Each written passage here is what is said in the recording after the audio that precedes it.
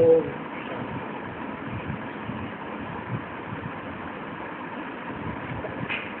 ये वाणी चल रही थी 1566 की, पृष्ठ 2 के मध्य में।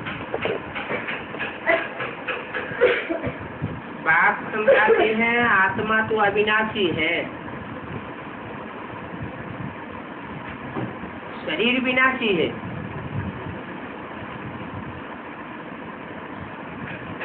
लेकिन शरीर के जो 5 तत्व हैं वो विनाशी नहीं है। 5 तत्व जिनसे शरीर बनता है वो भी अविनाशी है। जैसे घड़ा कहेंगे विनाशी है, और घड़ा मिट्टी से बनता है तो मिट्टी को कहेंगे अविनाशी।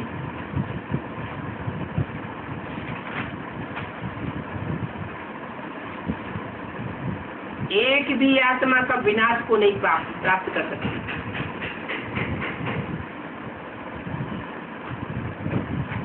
जैसे 5 तत्व अविनाशी है, वैसे आत्मा भी अविनाशी है, और सब आत्माओं का अलग अलग अस्तित्व है। मनुष्य गुरुओं में तो मतभेद हो गए। एक मनुष्य ने कहा कि आत्मा एक है, वही परम ब्रह्म है। द्वितीयो नास्ति, दूसरा कुछ भी नहीं है। तो दूसरे मनुष्य गुरु ने कहा नहीं, आत्माएं सब अलग अलग है।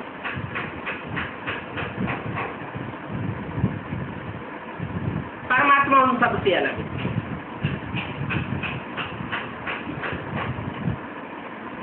शंकराचार्य ने एको ब्रह्म द्वितीयो नास्ति बोला तो माध्वाचार्य ने उल्टा बता दिया। दुनिया को ये लगा माध्वाचार्य ने उल्टा बताया और शंकराचार्य ने सही बताया। चारों ओर आवाज फैल गई, एको ब्रह्म द्वितीयो नास्ति, एक ही आत्मा है, दूसरी कोई आत्मा नहीं है।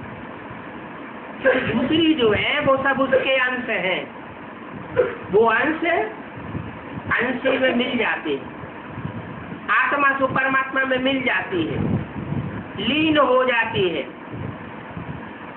और उनका वाद इतना प्रचंड गति से संसार में फैला कि जितने भी धर्म थे सब धर्म वालों ने ये बात मान ली, एक नास्तिक धर्म को छोड़ के, कि आत्मा तो परमात्मा।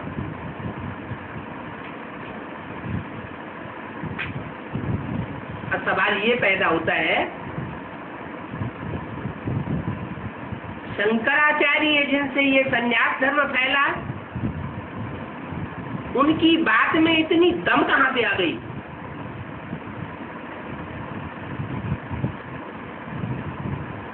ऐसी क्या बात है उनमें जो उन्होंने अपनी झूठ बात को भी सारे संसार में फैलाई दिया और सारी दुनिया ने उन बातों को मान लिया? पहले मुसलमान भी कहते थे अल्लाह ताला अर्श में रहता है, फर्श में नहीं है। अभी वो भी कहते हैं कि खुदा जर्रे जर्रे में है। जैसे हिंदू लोग कहते हैं कण कण में व्यापक है।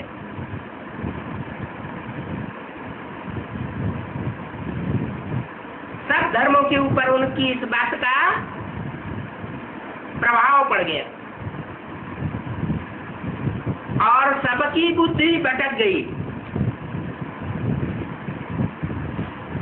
सर्वव्यापी के ज्ञान ने सबकी बुद्धि को बिखेर दिया। कहीं मंदिर में भटकते हैं, कहीं मस्जिद में भटकते हैं, कहीं गुरुद्वारों में भटकते हैं, ठिकानों में भटकते रहते हैं।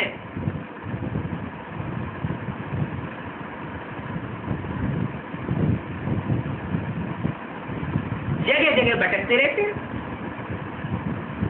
क्योंकि समझते हैं कहीं भी परमात्मा व्यापक है। पत्थर, ठिक्कर, भित्तर,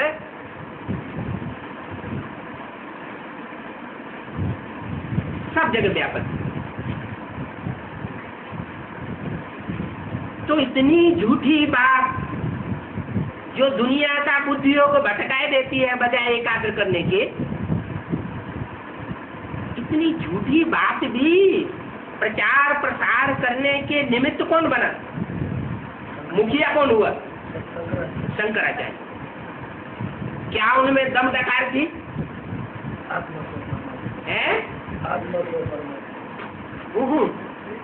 आत्मा सो परमात्मा, ये तो उनका बाद हुआ, ये उनका मत हुआ, फैलाया हुआ। लेकिन उस झूठे मत में भी इतनी आखिर ये ताकत कहां से आई? ठीक बताया, उनमें प्योरिटी की पावर थी। भले घर घाट छोड़ने की प्योरिटी थी, नेचुरल पवित्रता नहीं थी, दिखावटी प्योरिटी थी। क्योंकि साथ रह करके घर गृहस्थ में पवित्र रह सकना सन्यासियों ने असंभव बता दिया। लेकिन फिर भी पवित्रता की पावर तो थी।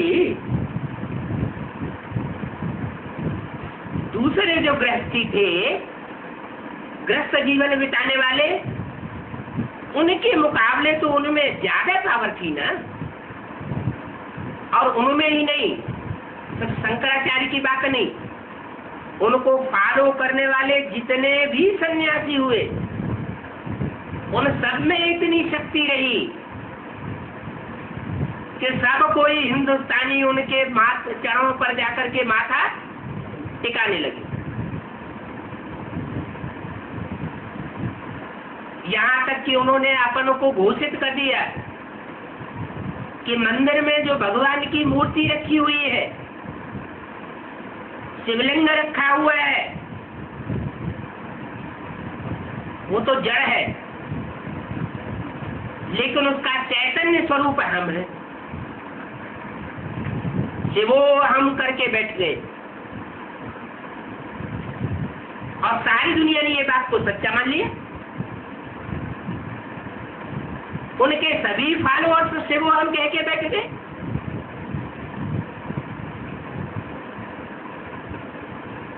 तो ये करिश्मा कौन सी ताकत ने दिखाया? प्योरिटी की पावर।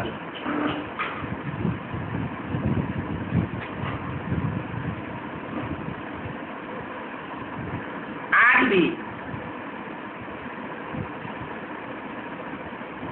परमात्मा भले सृष्टि पर आ चुका है, आकर के कितने साल हो गए? 70 साल पूरे होने जा रहे हैं। अभी तक भी कोई भी धर्म के धर्म नेताएं ये मानने के लिए तैयार नहीं है कि परमात्मा इस सृष्टि पर एक व्यापी होकर के आता है और उस एक के ऊपर कॉन्सेंट्रेशन करने से सारी सृष्टि का कल्याण होता है।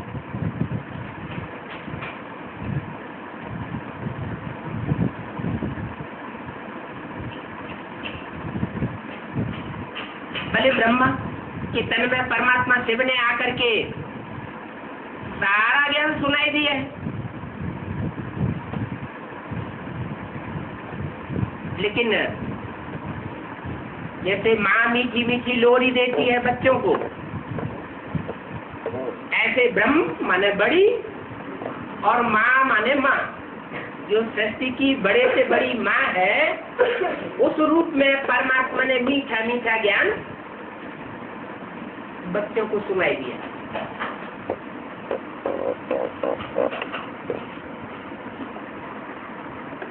उन बच्चों की बात भी दुनिया के धर्म नेताएं मानने के लिए तैयार नहीं, जिन्हें कहा जाता है ब्रह्मा कुमार कुमारी।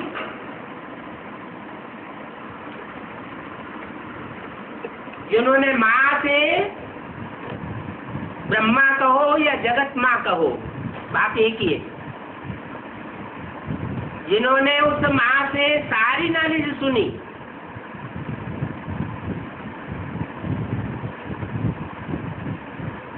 वो माँ भी बच्चा होती, क्योंकि माँ घर संभालती है और सुप्रीम सोल बाप सेवक पहले पहले माँ के रूप में बच्चों के सामने प्रत्यक्ष होता है, प्यार भरा रूप लेकर के।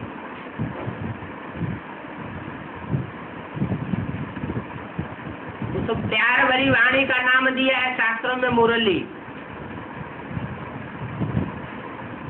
मीठी तान।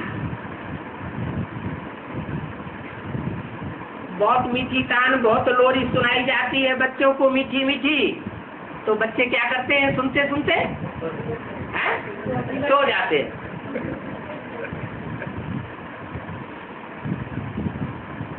तो जो भी सुनने वाले बच्चे थे वो सारे ही सोए हुए पड़े, क्योंकि दुनिया ने तो उनकी इस बात को माना ही नहीं कि परमात्मा सर्वव्यापी है या एक व्यापी है।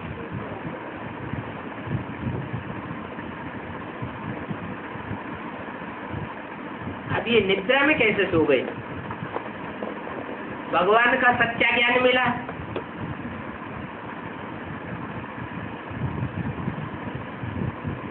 और ब्रह्मा के रूप में, माँ के रूप में, प्यार भरे रूप में मिला, फिर भी ये निद्रा क्यों, अनित्य क्यों?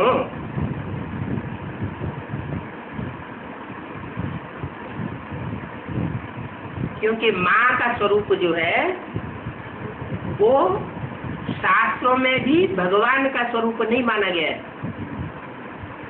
भगवान माता के रूप में संसार के सामने प्रत्यक्ष नहीं होता है। हाँ, भगवान जब भगवान बाप के रूप में सृष्टि पर आता है तो माँ उसकी सबसे जास्ती संसार में जो सहयोगी कोई नहीं बन सकता है, उतनी वो सहयोगी बन सकती है।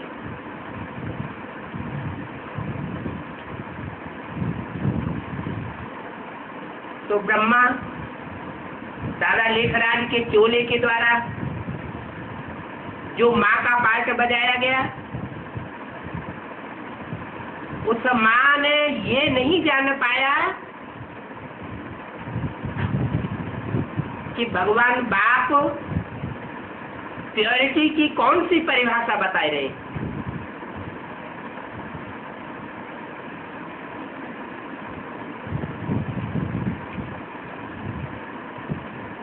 यज्ञ के आज से ही ये झगड़ा शुरू हो गया।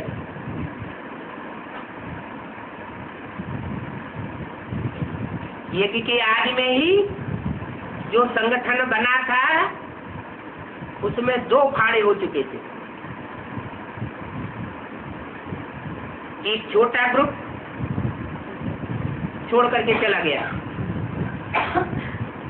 इसलिए वाणी में बाबा ने बोला यज्ञ के आदि से ही यज्ञ कुंड से विनाश ज्वाला प्रज्वलित हुई। ब्रह्मा बाप और ब्राह्मण बच्चे निमित्त बने।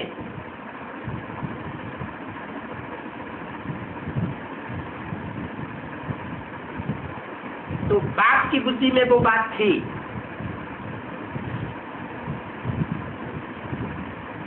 जो मनुष्य सृष्टि का बाप कहा जाता है।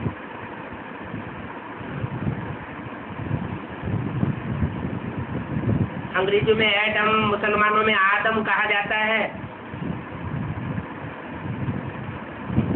लेकिन न बच्चों की बुद्धि में वो बात आई और न माँ की बुद्धि में वो बात आई। और माँ के शरीर छोड़ने के बाद यज्ञ के आदि में जो नामधारी माँ बनी,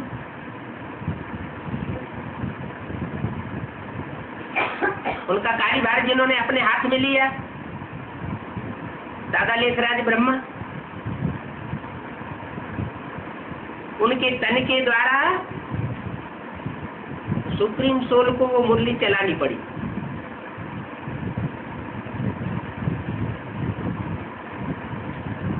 कराची से माउंट आबू आने के बाद 51 से लेकर के और 68 तक 18 वर्षों में सारी ही 18 अध्याय गीता का गीत वो लोरी ज्ञानी की सुनाई दी। दुनिया के बड़े बड़े धर्म गुरुओं ने, धर्म नेताओं ने, पढ़े लिखे लोगों ने उस वाणी के गूढ़ राज को समझ नहीं पाया, या तो पूरा ध्यान नहीं दिया इस बात पर कि गीता में तो लिखा हुआ है मैं साधारण रूप में आता हूं।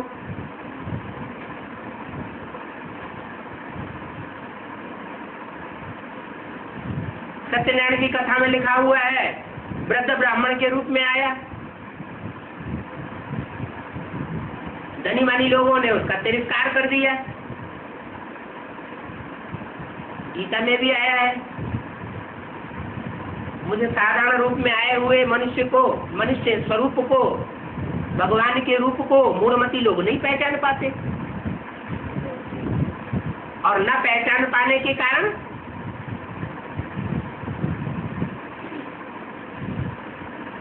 ब्रह्मा ने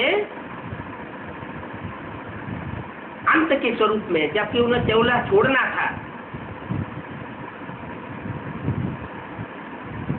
ये फैसला नहीं कर पाया कि आखिरी में असली भगवान का रूप क्या है। मूर्ति में तो ये बात क्लियर है, जहां जहां ये बात आती है बार बार तुम उस बाप को याद करते हो, उस बाप को याद करके तुम उससे वर्षा लेते हो, उनको याद करते हो जिनसे तुम्हें मुक्ति, जीवन मुक्ति का वर्षा मिलता है, तो उन और उस शब्द से ये जाहिर हो जाता है कि बाबा का इशारा भविष्य के पार्ट की तरफ था, लेकिन ब्रह्मा बाबा की बुद्धि में ये बात नहीं बैठी कि गीता का भगवान साकार में कोई दूसरा व्यक्तित्व भी हो सकता है। वो गीता का भगवान किसको मानते रहे? शरीर छोड़ने तक उन्होंने गीता का भगवान किसको माना? हाँ, कृष्ण है, तो कृष्ण में कौन वर्तमान में? दादा लेखराज ब्रह्मा अपने को ही कृष्ण के रूप में मानते थे ना, और गीता का भगवान किसको मानते थे? साकार प्रैक्टिकल में गीता का भगवान उनकी बुद्धि ने किसको माना?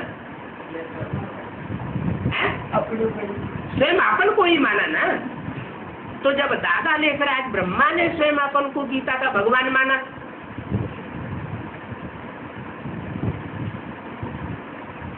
तो इससे साबित हुआ कि जितने भी ब्रह्मा कुमार कुमारी हुए सन 68 तक, उनको ब्रह्मा मानने वाले, भले ब्रह्मा का ओरिजिनल रूप नहीं था, टाइटलधारी रूप था, आदि का ब्रह्मा रूप नहीं था, तो उन सब ब्रह्मा कुमार कुमारियों की बुद्धि में यही बात आज तक भी बैठी हुई है कि गीता का भगवान कृष्ण की सोल वर्तमान में दादा लेखराज ब्रह्मा।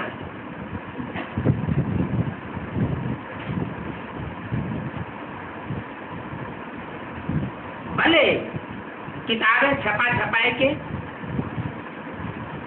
चारों तरफ एडवर्टाइजमेंट ये करते रहे मुख से कि गीता का भगवान कृष्ण नहीं है, गीता का भगवान शिव है, निराकार शिव है, माने बिंदु है, वो गीतापति भगवान है।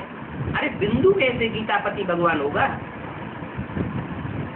बिंदु बिंदु आत्माओं का बाप तो हो सकता है, लेकिन और दूसरे संबंध स्थापित करने के लिए तो शरीर चाहिए ना। पति का संबंध, पत्नी का संबंध तो स्त्री पुरुष चोले के द्वारा ही हो सकता है ना। ये बात उनकी बुद्धि में नहीं बैठी। आज भी ब्रह्मा कुमार कुमारियों की बुद्धि में ये बात, वो तो इस बात को स्वीकार करने के लिए तैयार ही नहीं है क्या कि परमात्मा शिव सुप्रीम सोल के 3 रूप होते हैं, त्रिदेव, 3 मूर्तियों के द्वारा वो प्रत्यक्ष होता है संसार में। नहीं तो आत्मा ज्योति बिंदु इन आंखों से देखने में नहीं आती।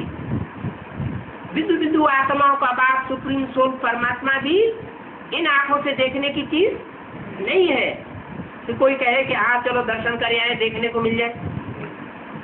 नहीं, वो तो सुने सुनाए विश्वास बैठा ही लेते हैं भक्तों की तरह,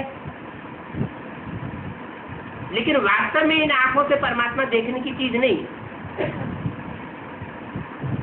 वो तो ज्ञान से समझा जा सकता है। और ज्ञान क्या चीज है? ज्ञान कहां से आता है? ज्ञान दाता तो सिर्फ एक ही सुप्रीम सोल है, शिव, और इस सृष्टि पर कोई भी ज्ञान दाता नहीं है। अगर होता तो 2500 वर्ष की हिस्ट्री तो सारी मनुष्य सृष्टि के सामने मौजूद है। दुनिया नीचे गिरती जा रही है, प्यार, सौहार्द, स्नेह, सहानुभूति में, सहयोग में, कि ऊपर उठ रही है। दुनिया तो नीचे गिर रही है।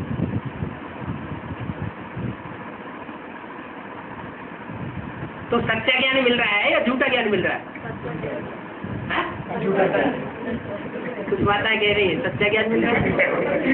दुनिया नीचे गिर रही है तो सच्चा ज्ञान मिल रहा है या झूठा ज्ञान मिल रहा है? झूठा ज्ञान मिल रहा है।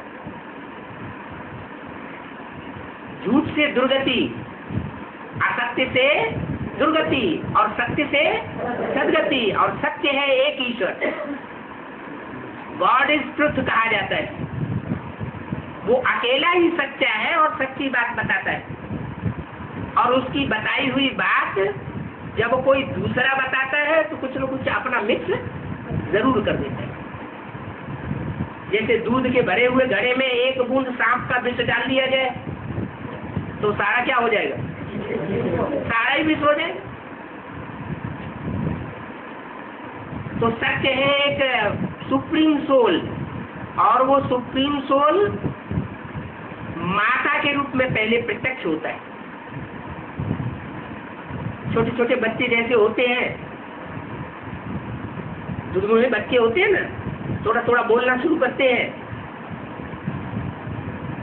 वो बच्चे समझते हैं माई हमारी सब कुछ है। उनके लिए सर्व संबंधी माँ होती है, लेकिन माँ उन बच्चों को बताती है बाद में, जब बच्चे थोड़े थोड़े फुट बुद्धि होते हैं तो माँ बताती है ये तुम्हारा बाप है, मैं तुम्हारा सब कुछ नहीं हूँ, मेरे से तुम्हें सारी प्राप्ति होने वाली नहीं है, सारा वर्ष की प्राप्ति इससे होने वाली है। ये बच्चों की बुद्धि में बाद में बैठते हैं। ऐसे ही ब्रह्मा कुमार कुमारियों की बुद्धि में अभी तक भी ये नहीं बैठा है कि वो बाप सुप्रीम सोल जो मुक्ति और जीवन मुक्ति का दाता है, बेहद का वर्षा देने वाला है, उसका प्रैक्टिकल स्वरूप इस संसार में कौन है? वो समझते हैं गीता का भगवान दादा लेखराज उर्फ कृष्ण, माने कृष्ण की सोल ही है। भले मुख से प्रचार प्रसार करते रहे अभी तक कि गीता का भगवान कृष्ण नहीं है, शिव है, अभी तो वो प्रचार प्रसार करना भी बंद कर दिया, पुरानी किताबें भी गायब कर दी। कृष्ण का वो चित्र, गीता का भगवान बताने वाला निराकार का, और कृष्ण का वो चित्र भी गायब कर दिया, क्योंकि खुद की बुद्धि में बात अब समझ में नहीं आ रही है तो बोलना बंद कर दिया। अभी वो पावर कहां से आएगी प्योरिटी की, जो झूठ बात को उड़ाए दे, और सत्य को साबित करे कि परमात्मा एक व्यापी है, एक व्यापी बनकर इस सृष्टि पर आता है, आया हुआ है, और कल्प कल्पांतर एक व्यापी बनकर के ही सृष्टि पर प्रत्यक्ष होता रहेगा।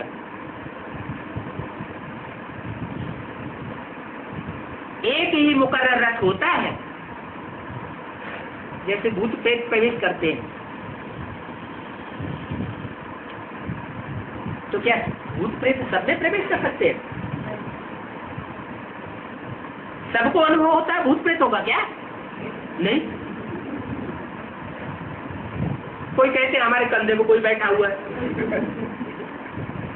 कोई कहते हैं हमारे सर पर सवार है, डॉक्टर लोग कहते हैं ये मरीज है, कि दिमाग में डिफेक्ट आ गया है। उन डॉक्टरों से पूछा जाए, उन साइंसदानों से पूछा जाए, अब बरमूला ट्रायंगल में तुम क्यों छोड़ छोड़ करके भागते हो वहां से? वो जो अंड महासागर में उत्तरी अमेरिका के पास समुद्र में बरमूला ट्रायंगल है, वहां से तुम जहाज लेकर के कतरा के क्यों भाग जाते हो? उसका पता क्यों नहीं लगा पाया? तो कोई जवाब नहीं। माना परामनोवैज्ञानिक शक्ति क्या है, वो आज के साइंसदानों की पहुंच के बाहर। ये आत्मा, परमात्मा, सूक्ष्म शरीरधारी फरिश्ते, सूक्ष्म शरीरधारी इविल सोल, इनके बारे में आज के साइंसदान जो प्योरिटी की बात को कुछ जानते ही नहीं कि प्योरिटी चीज क्या होती है, विविचार क्या होता है, अब विविचार क्या होता है, इन बातों से कुछ लेना देना। जो अंग्रेज डॉक्टर के हैं वो ब्रह्मचर्य को कुछ मानते ही नहीं। भारतीय जो वैद्य है आयुर्वेदिक, वो ब्रह्मचर्य को बहुत महत्व दे रहे हैं।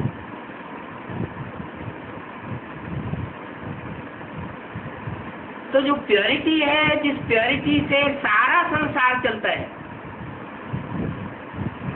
सतयुग में सारी सृष्टि ऑर्डर में थी, प्योरिटी की पावर थी। क्या प्योरिटी की पावर थी वहां, जो आज नहीं है? प्योरिटी की पावर की परिभाषा, कृष्ण की दृष्टि राधा में ही डूबती थी। स्थूल कर्मेंद्रियों की भोग की तो बात ही छोड़ दो, वो तो भ्रष्ट कर्मेंद्रियां हैं। भ्रष्ट कर्मेंद्रियों से तो भ्रष्ट कर्म होता है। मिसाल मौजूद है, श्रेष्ठ कर्मेंद्री से भी संतान उत्पत्ति की मिसाल मौजूद है, और वो मिसाल जिस पक्षी की मौजूद है, वो पक्षी भारत का राष्ट्रीय पक्षी माना जाता है।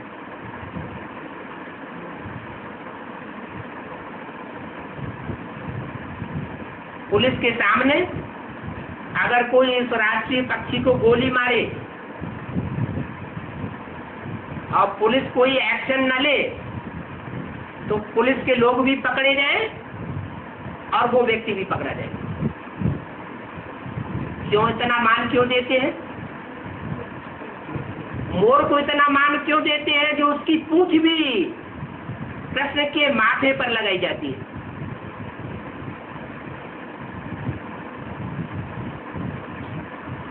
पूंछ माना दे अभिमान की पूंछ। एक कहावत है, शेर भरे की लोखड़ी फॉक्स, शेर भरे की लोखड़ी सवा शेर की पूंछ। पूंछ बड़ी, मोर जितना बड़ा पक्षी है उससे कहीं ज्यादा बड़ी उसकी पूंछ होती है। तो पूंछ दे अभिमानी की पूंछ तो वो लंबी चौड़ी है, लेकिन देखने में सुंदर बहुत लगती है। क्यों लगती है सुंदर? क्योंकि उसमें वो प्योरिटी की पावर भरी हुई है। वो भ्रष्ट कर्मेंद्रियों से सुख नहीं भोगता। मोर जब नाचता है तो मोरनी उसका आंसू पी लेती है और उस आंसू से ही उसका गर्व रह जाता है। तो जब मोर का मिसाल मौजूद है तो क्या देवताएं वो भ्रष्ट छीछी कर्म करते होंगे? देवताएं जिनकी मंदिरों में पूजा होती है, मूर्तियां बना करके लोग पूजा करते हैं, मंदिर में जाकर के ऐसे भ्रष्ट कर्म करने की किसी की दिल होती है क्या? क्यों नहीं होती? वहां वायुमंडल इतना शुद्ध हो जाता है। किस लिए शुद्ध हो जाता है? क्योंकि उन देवताओं ने पवित्रता क्या होती है उस पवित्रता की असली परिभाषा को पहचाना था। आज उस असली पवित्रता की परिभाषा को पहचानना तो दूर रहा, और ही जाति कुत्ते कुतियों की तरह बेविचारी बन गई।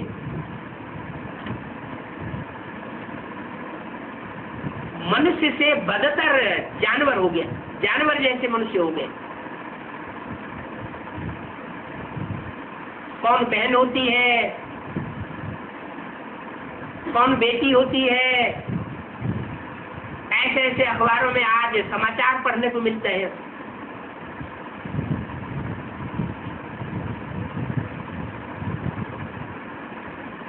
जिसके अंदर से जो देव आत्माएं होती हैं उनको ही घृणा आएगी। जो देवता बनने वाले नहीं होंगे उन बातों को सुनकर के उनको कोई घृणा नहीं आती। मुसलमानों में तो ये हिस्ट्री में नूद है कि उनकी भाई बहन में ही शादी होती थी। अभी भी शादी होती है लेकिन सिर्फ दूध बचाया जाता है। एक माँ का दूध पीने वाला बच्चा बच्ची न हो। तो सतयुग में जो आर्डर में सृष्टि चलती थी उसका मूल कारण था वहां श्रेष्ठ इंद्रियों की पवित्र प्रवृत्ति थी जिससे संतान की उत्पत्ति होती थी। भ्रष्ट इंद्रियों की भ्रष्ट आचरण की वृत्ति नहीं थी और वहां व्यभिचार भी नहीं था इंद्रियों का। द्वैतवादी युग जब से शुरू हुआ, दो दो बातें फैलाने वाले धर्म पिताएं जब से सृष्टि पर आए, इब्राहिम, बुद्ध, क्राइस्ट, गुरु नानक वगैरह,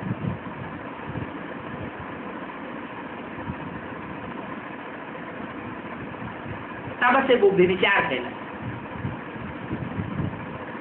और व्यभिचार फैलने के साथ साथ भ्रष्ट इंद्रियों से संतान की उत्पत्ति की शुरुआत भी होगी। और जो प्रकृति आर्डर में थी पहले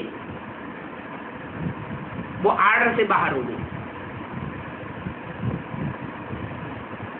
आज से 100-200 साल पहले भी पूरा परिवार कमाई नहीं करता था। सिर्फ जो परिवार का मुखिया होता था एक कमाता था और सारे ही पूरा परिवार पलता था। और पहले बड़े बड़े परिवार होते थे, 100-100, 60-60 लोगों का एक एक परिवार होता था। इतनी प्योरिटी की यूनिटी 100-200 साल के अंदर ही देखी जा सकती, तो हजारों साल पहले सृष्टि की हालत में होगी। प्रकृति ही सब कुछ मुहैया करती थी। आज आदमी ऑफिस में, खेतों में जो मजदूर हैं, वो कारखाने में काम करने वाले मजदूर क्या चाहते हैं? वो चाहते हैं हमको काम न करना पड़े, उस काम से निजात पाना चाहते हैं। हम बस सुबह से शाम तक मटर गश्ती करते रहे, घूमे फिरे। अब काम कोई नहीं करना चाहता। क्यों?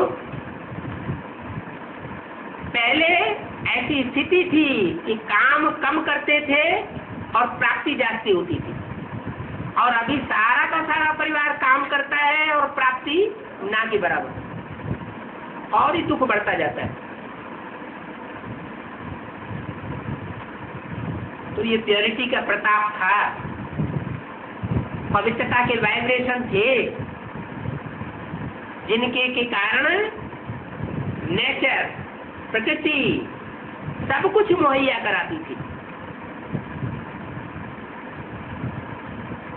भरपूर अनाज था, भरपूर फल थे, भरपूर सूखे मेवे थे, खाने वाले कम और माल ज्यादा। और अभी उल्टा होता जा रहा है। तो शंकराचार्य की जो पवित्रता की पावर थी उसकी भी एक मिसाल है। उनके फॉलोअर्स, शंकराचार्य के सन्यासी जो फॉलोअर्स बने, वो भी जंगलों में रहते थे और जंगलों में रह करके पवित्रता का पालन करते थे, और जंगल में लोग जाकर के बड़े बड़े राजाएं और बड़े बड़े साहूकार उनको भोजन दे करके आते थे।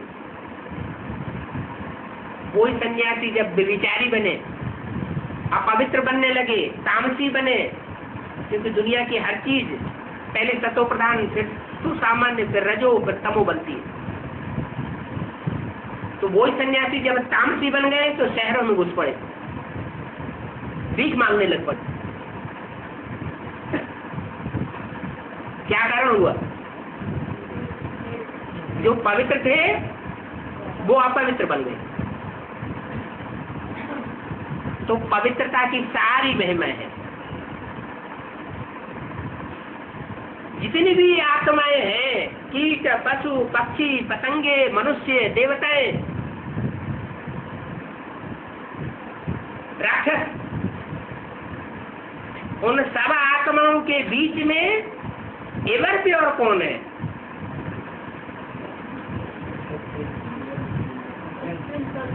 एवर प्योर सुप्रीम सोल कहा जाता है। उसकी एवर प्योरिटी का प्रूफ क्या है?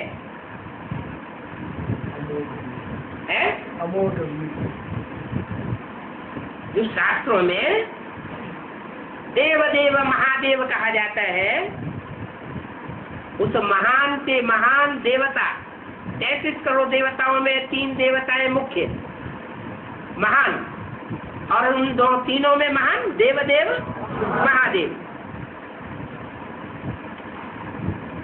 उनकी ये शिफ्ट गाई जाती है आज तक भी, शिव शंकर भोलेनाथ। वो Shiv supreme soul, ever purity की पावर उसमें प्रवेश करके संसार में ये साबित कर देती है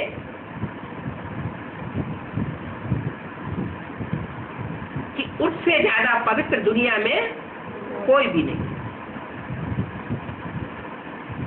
तो दुनिया में सबसे ज्यादा हिस्ट्री में पूजा किसकी दिखाई जाती है? देवताओं की भी उतनी पूजा नहीं दिखाते। शिवलिंग की सबसे ज्यादा पूजा होती है। अच्छा, वो तो निराकार की यादगार हो गई, जिसको हाथ पांव नाक कान नहीं है।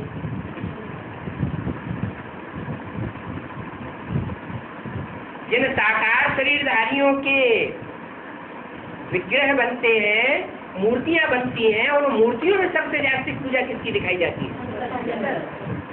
जैनियों में उसको कहते हैं तीर्थंकर, हिंदुओं में उसे कहते हैं शंकर, आदिदेव।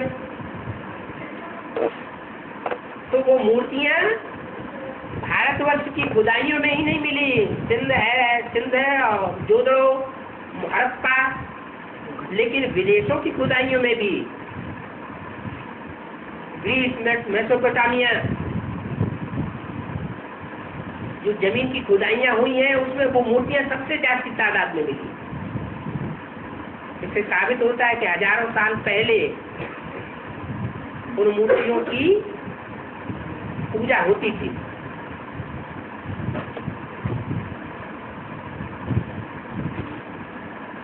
वो पूजा इस बात को साबित कर रही है कि उनमें पवित्रता का भंडार था। सबसे जास्ती लिंग मूर्तियां मिली हैं। उन लिंग मूर्तियों में नाक, आंख, कान भी बनाए देते हैं। माना वो सुप्रीम सोल कोई जन्म मरण के चक्र में आने वाली आत्माओं में से किसी विशेष आत्मा में प्रवेश करके एक पार्ट बजाता है कर्मेंद्रियों।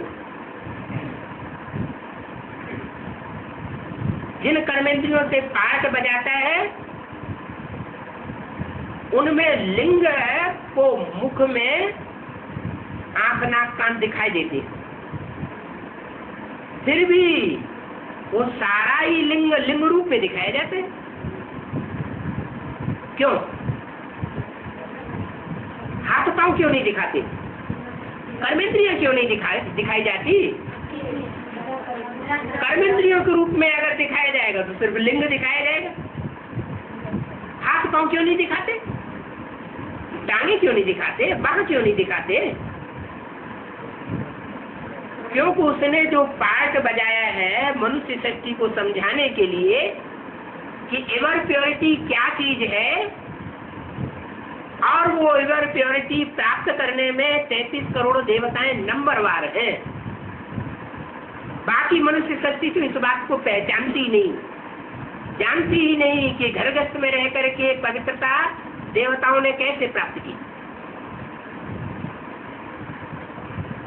वो लिंग मूर्तियां वो यादगार बनी हुई है। लिंग मूर्ति जहां कहीं भी स्थापन करेंगे तो जलाधारी रखी होगी। जलाधारी स्त्री के निशान की यादगार है और लिंग पुरुष लिंग की यादगार है। माना इतने समीप, इतने नजदीक, इतने संबंध में, इंद्रियों के संबंध में, संपर्क में होते हुए भी वो अमोघ वीर्य कहा जाता है। उसकी शक्ति क्षीण नहीं होती। तो ये यादगार जो है वो शिव की पूजा की सबसे जास्ती निमित्त बनती है। सिर्फ ये बात सिखाने के लिए कि जो दैवी शक्ति है उस दैवी शक्ति में इन भ्रष्ट इंद्रियों के कार्य करने न करने का कोई अस्तित्व नहीं रहता।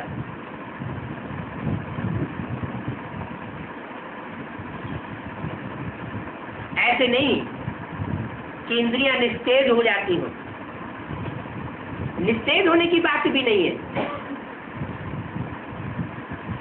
तेज भी रहता है लेकिन डिस्चार्ज नहीं होता।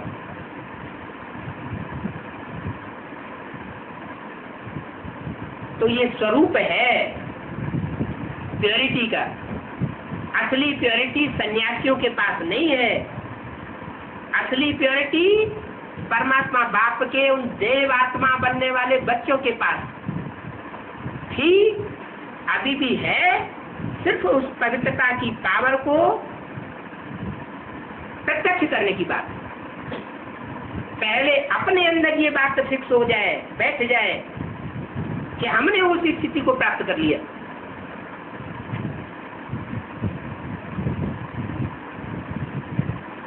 प्रवृत्ति मार्ग है तो प्रवृत्ति में रहते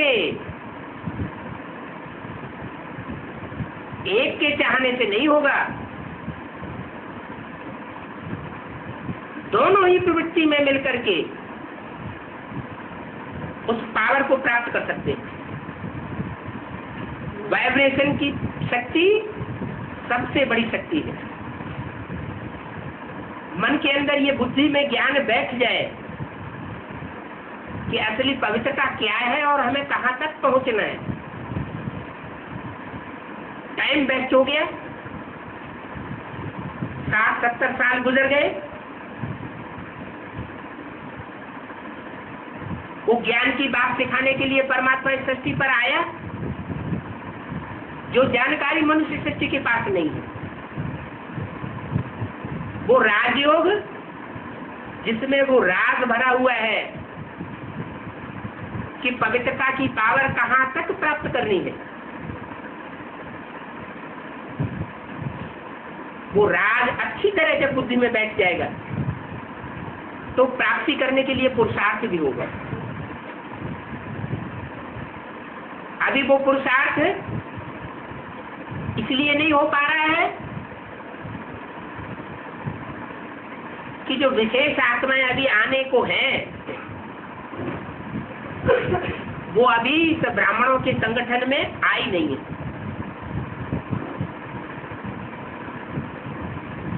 बेसिक नॉलेज के ब्राह्मणों का संगठन है, वो तो अधूरी पढ़ाई है।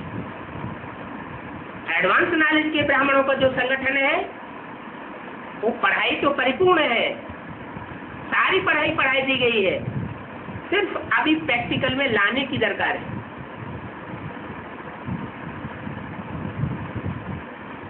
प्रैक्टिकल में लाने के लिए कायदे अनुसार चलन होनी चाहिए, बेकायदे चलन न हो। समाज के कायदे होते हैं, सरकार के कायदे होते हैं और ईश्वरीय कायदे कानून भी। कोई भी प्रकार के कायदे कानून का उल्लंघन न हो।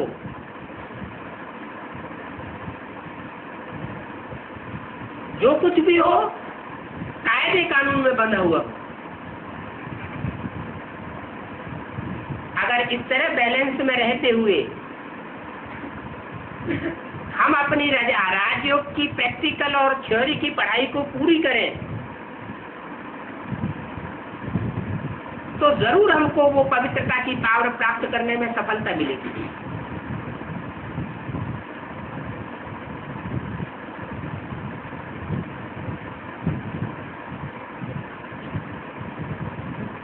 अभी तक भी जो मूल बातें हैं ज्ञान की वो हम ब्राह्मण बच्चों की भी बुद्धि में नहीं बैठी हुई।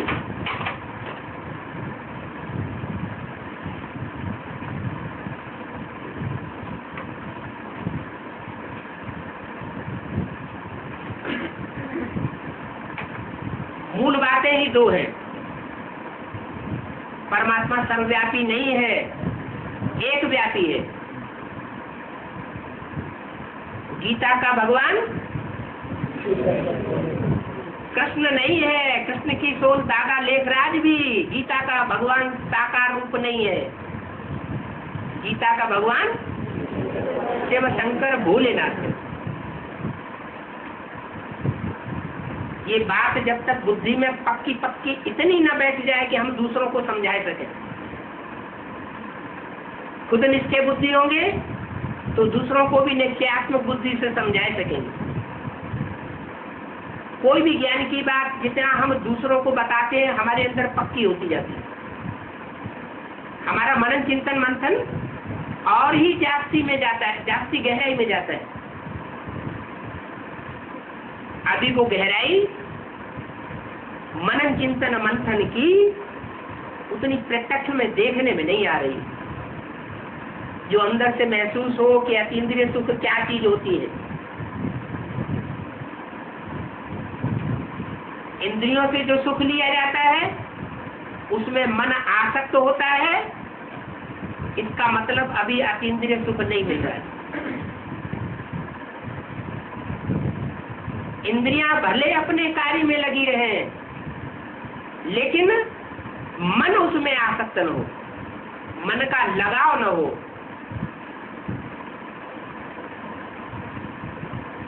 जैसे किसी परिवार में डकैतों ने आकर के गोली से सबको भून डाला हो, जैसे कुछ उत्तर भारत में होता रहा, अभी हो रहा है। 34 परिवार के जो भांति होते हैं उनको एक ही रात में उन्होंने खलास कर दिया। और खुदा न खास्ता उनमें से कोई एक बच जाए, परिवार का मुख्य बड़ा है या कोई भी समझदार व्यक्ति, तो उसको अच्छे अच्छे व्यंजन सामने रख दिए जाएं, 36 प्रकार के भोग लो खाओ, तो उसका मन उन्हें खाने में लगेगा। अरे उतनी बड़ी बात तो छोड़ दो, रोज घर में मैयत होती रहती है, घरों घरों में। घर में किसी घर में कोई शरीर छोड़ता है तो कम से कम अलग काल का वैरागी तो आता है ना। जिस दिन शरीर छोड़ता है घर में कोई, तो मन खाने की चीजों में लगता है क्या? नहीं लगता। ऐसे ही अभी सारी सृष्टि की मैयत सामने खड़ी है। जैसे गीता में भगवान ने कहा था, ये अर्जुन ये सब मरे पड़े हैं।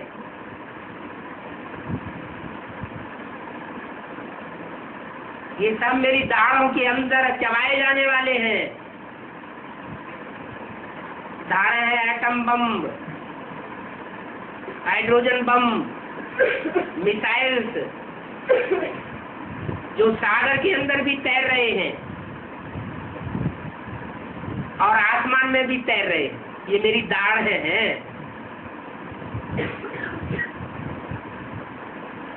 ये एटमिक एनर्जी का जब एक साथ विस्फोट होगा 5-7 रोज के अंदर, आखिरी विश्व युद्ध है, चतुर्थ विश्व युद्ध है,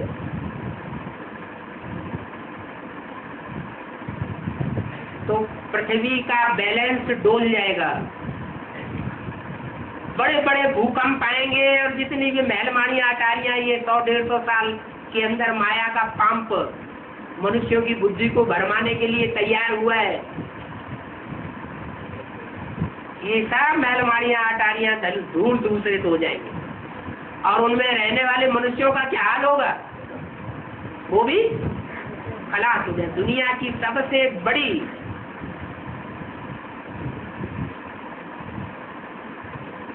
विनाश की बात भूकंप से होती है।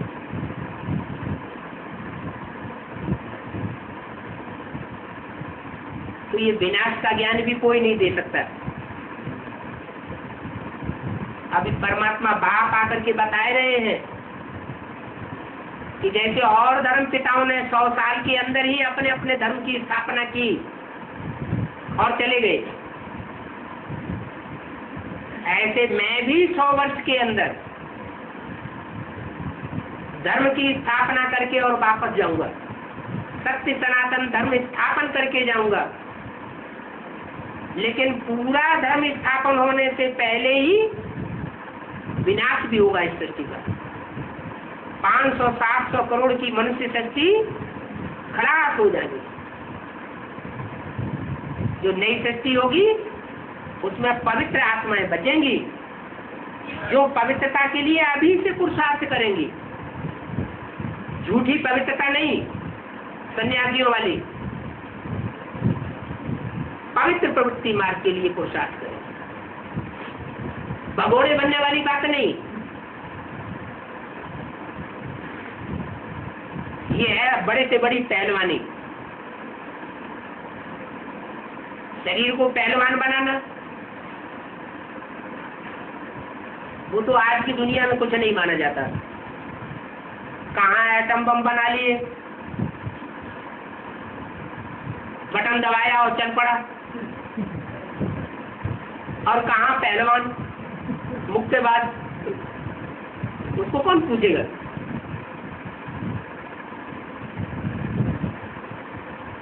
लेकिन दुनिया की जो बड़ी से बड़ी शक्तियां हैं वो आपकी प्योरिटी के आगे धूल चाटेंगे। आपकी पवित्रता की पावर उनको भयंकर साक्षात्कार करा देगी और वो डर जाएंगे।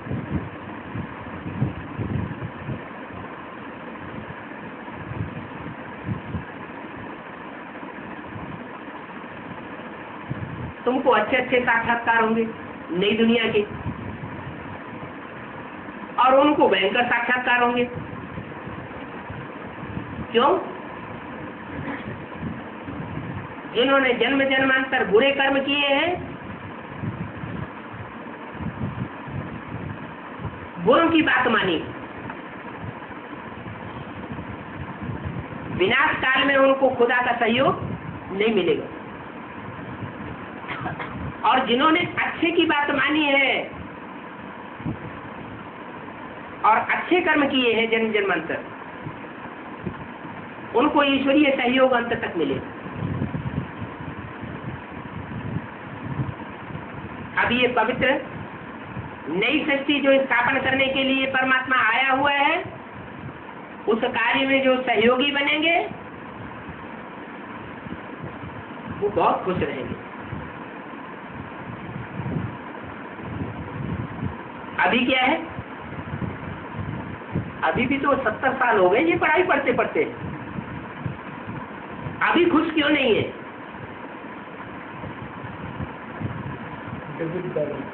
कारण क्या है? क्योंकि अभी भी पढ़ाई तो पढ़ रहे हैं, लेकिन असली पवित्रता की असलियत को अभी नंबरवार पहचाना गया,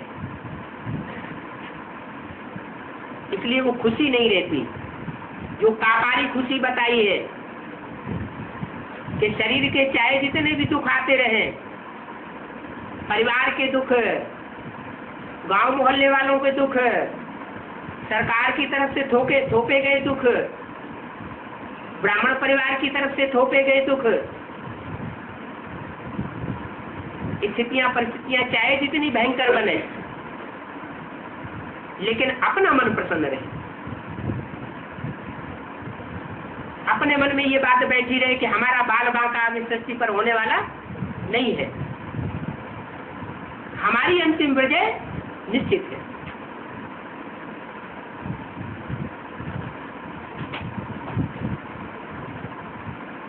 तो प्योरिटी तब आएगी जब ब्राह्मण परिवार के अंदर, एडवांस पार्टी के अंदर एक की बात बुद्धि में बैठ जाए कि एक ही मुकर्ररत है जिसके द्वारा कल्याण हो सकता है और दूसरे किसी के द्वारा कल्याण नहीं हो सकता, और वही गीता का भगवान। गीता पति है तो गीता माता भी जरूर चैतन्य होगी। वो माता पिता की प्रैक्टिकल स्वरूप की बात बुद्धि में बैठ जाए तो अहो सौभाग्य। ओम शांति।